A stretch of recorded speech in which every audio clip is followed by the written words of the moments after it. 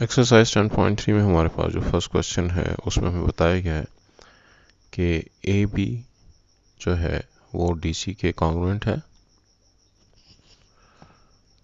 लिहाजा हम लिख सकते हैं कि ए बी जो है वो डी सी के कॉन्ग्रुएंट, उनके ऊपर एक जैसा निशान लगा देते हैं। दूसरी इंफॉर्मेशन जो हमको गिवन है, ए बी और डी सी के बाद ए डी और बी सी ये दोनों भी आपस में कॉन्ग्रुएंट हैं। हमें प्रूफ करना है कि एंगल ए एंगल सी के बराबर है, यानी कि ये एंगल इस एंगल के बराबर है, और इसी तरीके से डी पर बनने वाला एंगल बी पर बनने वाले एंगल के बराबर है। तो ये जो हमको प्रूफ करना है उसकी खातिर हम कुछ कंस्ट्रक्शन करते हैं। कंस्ट्रक्शन में ये है कि मैं डायगोनल डी को बी के साथ मिला देता हूँ, वर्टेक्स डी को बी के साथ मिला के, और ये जो मेरे पास फोर साइड फिगर बन रही है मैं इसका डायगोनल ड्रा करता हूँ। तो जॉइनिंग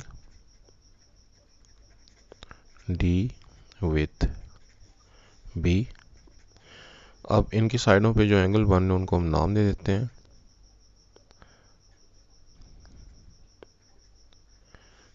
नेमिंग एंगल्स फॉर्म्ड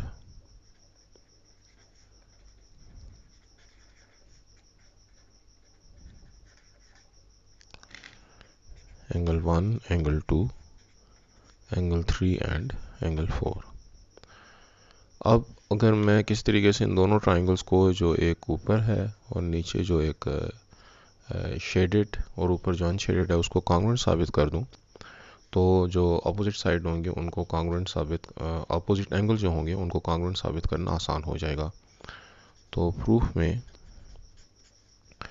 अगर मैं इन दोनों ट्राइंगल्स को कंसिडर करूं, यानी कि ट्राइंगल डी बी और ए और ट्राइंगल डी बी एंड सी, तो इनकी कॉरेस्पॉन्डेंस में पहली चीज़ जो आपस में कॉन्ग्रुएंट है, डी बी दोनों में कॉमन है। इसके अलावा ए बी डी सी के कॉन्ग्रुएंट है, ये हमको गिवन है। इस तरीके से ए डी कॉन्ग्रुएंट है बी सी के, ये भी हमको गिवन है। तो तीन साइड्स, पहली ट्राइंगल की दूसरी ट्राइंगल की तीन साइड्स के कॉन्ग्रुएंट हो गए। तो जो हमारे पास साइड साइड साइड थ्योरम है उसके मुताबिक triangle A, triangle D B और A is congruent to triangle D B and C, और रीज़न इसका हो गया side side side is congruent to side side side theorem. अब जब दोनों ट्राइंगल्स आपस में कॉन्ग्रुएंट हैं तो कॉरेस्पॉन्डिंग साइड्स के साथ साथ कॉरेस्पॉन्डिंग एंगल्स भी कॉन्ग्रुएंट होंगे। तो पहली ट्राइंगल का जो एंगल ए है वो दूसरी ट्राइंगल के एंगल सी के कॉन्ग्रुएंट हो गया। इसका रीज़न क्या है? Corresponding angles of congruent triangles.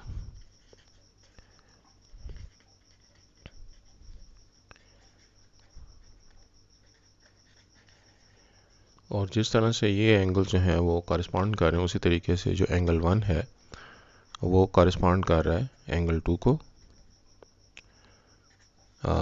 Angle 4 को सॉरी, और एंगल 2 जो है जो एंगल 3 है, सॉरी एंगल 2 जो है वो कॉरेस्पॉन्ड कर रहा है एंगल 3 को। ये भी कॉरेस्पॉन्डिंग एंगल्स ऑफ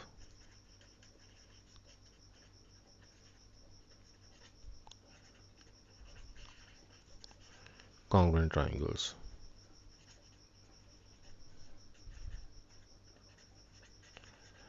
तो अगर ये दोनों पेयर जो हैं अगर आपस में इक्वल हैं तो मैं इनके जो कॉरेस्पॉन्डिंग इनकी जो लेफ़्ट साइड और राइट साइड उनको आपस में मेजरमेंट के हिसाब से ऐड कर सकता हूँ, यानी कि measurement of angle 1 plus measurement of angle 2 जो है वो इक्वल होगी measurement of angle 4 plus measurement of angle 3। तो ये बाय एडिंग 1 एंड 2 मैथमेटिकली, यानी कि जिस तरह कॉन्ग्रुएंट है तो इनकी मेजरमेंट भी आपस में इक्वल होगी, तो 1 और 2 को ऐड कर दिया और 4 और 3 को ऐड कर दिया। तो 1 और 2 से मिलके बन रहा है एंगल डी, और इसकी मेजरमेंट अगर हमारे पास 4 और 3 से जो मिलके एंगल बन रहा है वो बन रहा है एंगल बी। तो ये भी हमारे पास जो है वो आपस में इक्वल आ जाएंगे, जो कि हमको प्रूफ करना था। तो इस थ्योरम में जो हमको हमारी स्ट्रेटजी है कि ए बी डी सी के कॉन्ग्रुएंट गिवन है, ए डी बी सी के कॉन्ग्रुएंट गिवन है। हमने कंस्ट्रक्शन में जो है डी और बी को आपस में मिला लिया, जिससे ऊपर और नीचे जो ट्राइंगल्स बनी उनको हम कॉन्ग्रुएंट साबित कर सकते हैं। डी बी के बराबर है common, A B D C के congruent given, A D B C के कॉन्ग्रुएंट गिवन। तो साइड थ्योरम के हिसाब से ये दोनों ट्राइंगल्स जो हैं वो कॉन्ग्रुएंट साबित हो जाती हैं। तो ए को तो हम आसानी से सी के कॉन्ग्रुएंट कह सकते हैं, corresponding angles of congruent triangles. उसके बाद 1 4 के कॉन्ग्रुएंट, 2 3 के कॉन्ग्रुएंट। तो 1 और 2 को मिला के वही जो है उसका सम 1 और 2 का सम 3 और 4 के सम के बराबर आएगा। 1 और 2 से मिलकर एंगल डी बन रहा है और 3 और 4 से मिलकर एंगल बी बन रहा है, लिहाजा एंगल डी और एंगल बी भी आपस में इक्वल हो गए। क्वेश्चन नंबर 2 में हमको गिवन है कि ये जो दो ट्राइंगल्स यहाँ पे बन रही हैं उसमें एल एन एम पी के बराबर है और एम एन जो है वो एल पी के बराबर है। तो हमें प्रूव करना है कि एंगल एन एंगल पी के बराबर है और angle N M L angle P L M के बराबर है। तो इसको हम आसानी से प्रूव कर सकते हैं अगर हम दोनों ट्राइंगल एन एम एल और ट्राइंगल पी एम और एल को कंसिडर करें, तो जो चीज़ें हमको इक्वल गिवन है L N is congruent to M P, ये भी हमको गिवन है। और इसके अलावा जो चीज़ हमको कॉन्ग्रुएंट गिवन है M N is congruent to L P, ये भी हमको गिवन है। एल एम जो है वो दोनों ट्राइंगल्स का हिस्सा है, दोनों की बेस बना रहा है, तो ये दोनों में कॉमन है, लिहाजा पहली ट्राइंगल एन एम एल दूसरी ट्राइंगल पी एम एल के कॉन्ग्रुएंट हो गई। Side congruent to side theorem. अब जब ये दोनों ट्राइंगल्स आपस में कॉन्ग्रुएंट हो गई तो कॉरस्पॉन्डिंग एंगल्स और साइड्स जो है वो सारी आपस में बराबर हो गई। तो मैं लिख सकता हूँ कि एंगल एन जो है वो कॉन्ग्रुएंट है एंगल पी के, कॉरस्पॉन्डिंग एंगल्स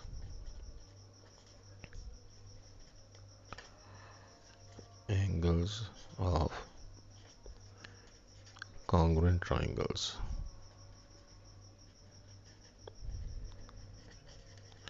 इसी तरीके से जो दूसरा एंगल है एंगल एन एम एल वो भी कॉन्ग्रुएंट हो गया एंगल पी एल एम के, और उसका रीज़न भी सेम है कि ये भी दोनों जो है वो कॉरस्पॉन्डिंग एंगल्स हैं ऑफ कॉन्ग्रुएंट ट्राइंगल्स।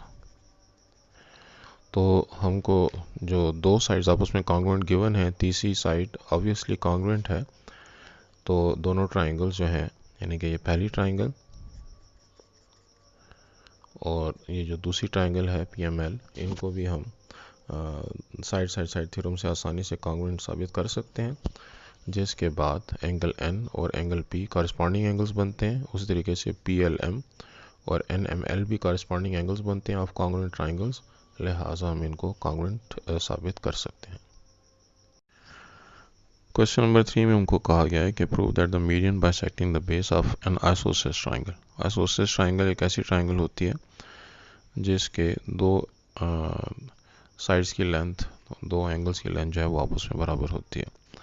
तो हम हमारे पास ए बी सी में ए बी अगर ए सी के बराबर है तो ये आइसोसेलेस हो गई।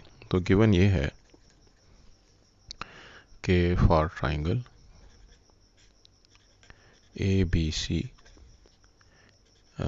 की जो लेंथ है वो चूँकि बी ए सी के बराबर है, तो ये दोनों कॉन्ग्रुएंट हो गए।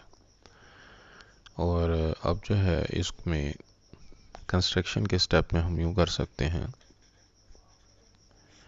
कि मीडियन अगर हम ड्रा करें, ड्राइंग मीडियन ए डी,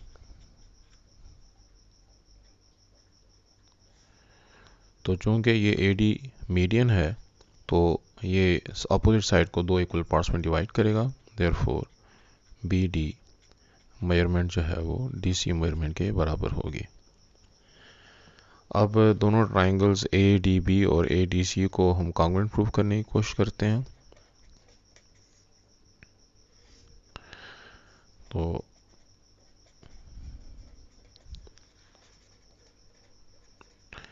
जो पहली ट्राइंगल है, ट्राइंगल ए डी बी, और जो दूसरी ट्राइंगल है, ट्राइंगल ए डी सी, उनको कॉन्ग्रुएंट साबित करने की खातिर सबसे पहले तो हम ए डी को ए सी के कॉन्ग्रुएंट लेते हैं,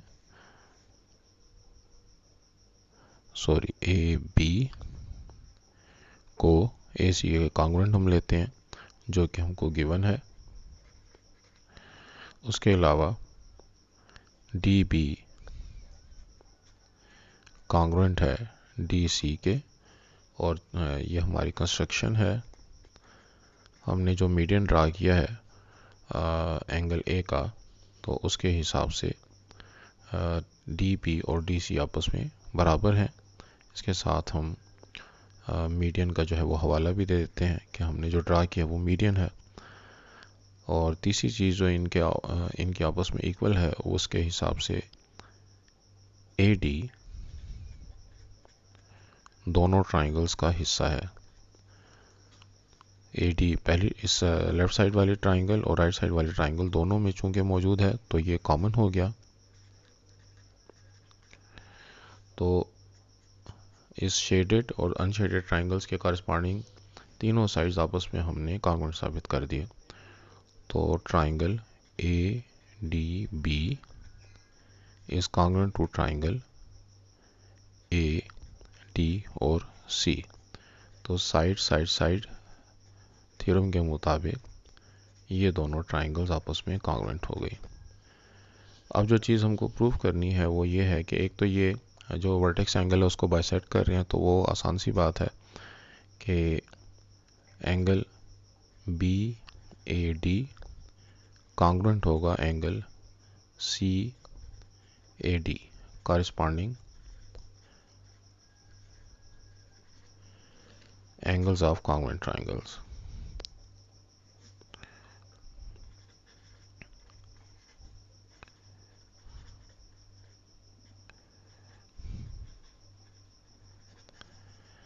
दूसरी बात यह है लिहाजा बी ए डी अगर हमारे पास सी ए डी के बराबर है, तो जो सवाल की पहली रिक्वायरमेंट थी कि बाइसेक्ट द वर्टेक्स एंगल, तो वो पूरी हो गई।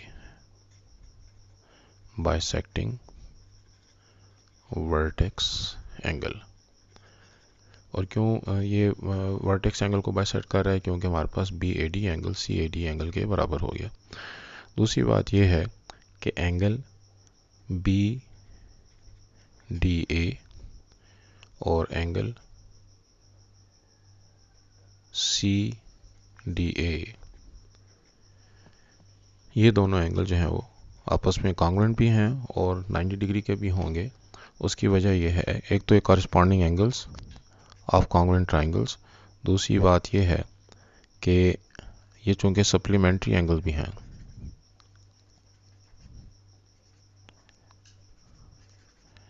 तो सप्लीमेंट्री एंगल सिर्फ उसी सूरत में, यानी कि ए डी बी और C D A D C, ये दोनों एंगल्स आपस में इक्वल भी हैं और एक ही लाइन पर भी हैं, तो ये उसी सूरत में मुमकिन है जब दोनों 90 डिग्री के हों। तो सप्लीमेंट्री एंगल्स के इक्वल होने के लिए 90 का होना ज़रूरी है। तो इस तरीके से हमने ये भी साबित कर दिया कि जो हमारे पास आइसोसेलेस ट्राइंगल में ए बी और ए सी आपस में बराबर थे, तो चूँकि हमने मीडियन ड्रा किया है लिहाजा BD और DC भी आपस में बराबर हैं और AD पहले से दोनों में कॉमन है, तो साइड साइड साइड थ्योरम के हिसाब से ट्राइंगल ADB और ट्राइंगल ADC आपस में कॉन्ग्रुएंट हो गई। उसके बाद हमारे पास BAD और CAD corresponding angles of congruent triangles बनते हैं, लिहाजा वर्टेक्स एंगल जो है वो बाइसेक्ट हो रहा है। और दूसरी बात जो हमको साबित करनी थी वो ये कि BDA और CDA पर बनने वाला एंगल 90 डिग्री का है, वो भी साबित हो गया, क्योंकि एक तो ये दोनों angles corresponding angles of congruent triangles हैं और उसके साथ सप्लीमेंट्री भी हैं, एक ही लाइन पर बन रहे हैं। तो सप्लीमेंट्री एंगल सिर्फ उसी सूरत में इक्वल हो सकते हैं जब दोनों 90 के हों, क्योंकि उनका सम 180 के बराबर होता है। लिहाजा ये बेस जो हमारे पास लाइन है उसको परपेंडिकुलर भी हो गए।